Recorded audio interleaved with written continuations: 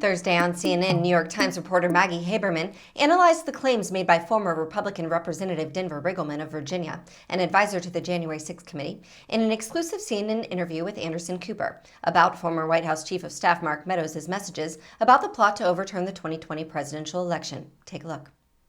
I think what people are going to understand about the Meadows text messages is how horrible they are. I have to tell you this, Anderson, when I first saw them, my bemusement turned into horror pretty quickly when I saw some of the language that was being used in there. I actually had to get away from the computer a couple times as I was looking at these text messages. And, starting November 3rd, November 4th, in the Meadows text messages all the way to the end, it is a roadmap. And I would have to say at this point, I think Mark Meadows is the MVP for the committee.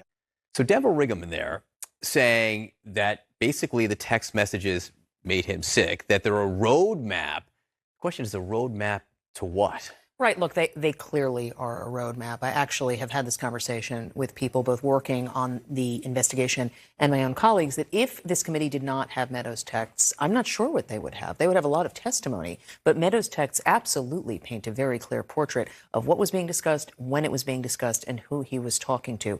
But where it all goes from here, we've seen some of the text messages. They are stunning. I assume there are others that we haven't seen that we will learn about. But what it adds up to after the public hearings, where this is all going, I think is a big open question. There is no question that the events of January 6th were horrifying to watch. But what happens?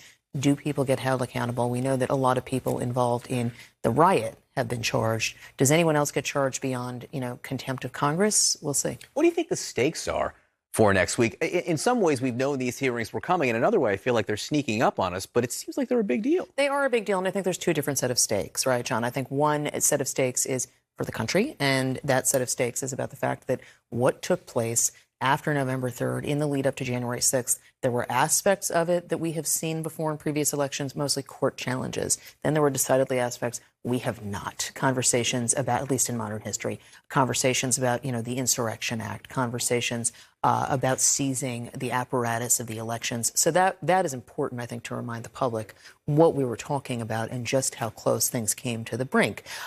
In terms of what it more immediately means in terms of explaining the investigation, I do think the committee has set a pretty high expectation for what might come out of these hearings. I think we've heard repeatedly, I think that the former congressman said it, I think the current members of the House have said it, who are working on this investigation, that there's going to be evidence that'll, blow the roof off the Capitol, essentially. They have to make good on that. On June 9th, the House Select Committee will hold the first of its 8 televised hearings in which they will deliver evidence surrounding Trump's frame of mind and the events which led up to the riot. Speaking to the Dean Obeidallah show on SiriusXM, former federal prosecutor Glenn Kirshner discussed a series of updates in federal investigations surrounding Trump and his inner circle in recent days, including reports that several of his lawyers, including Rudy Giuliani, John Eastman, and Jenna Ellis, have all been subpoenaed to testify in front of a federal grand jury as part of an investigation into fake election officials who tried to falsely declare Trump the winner of several states in 2020.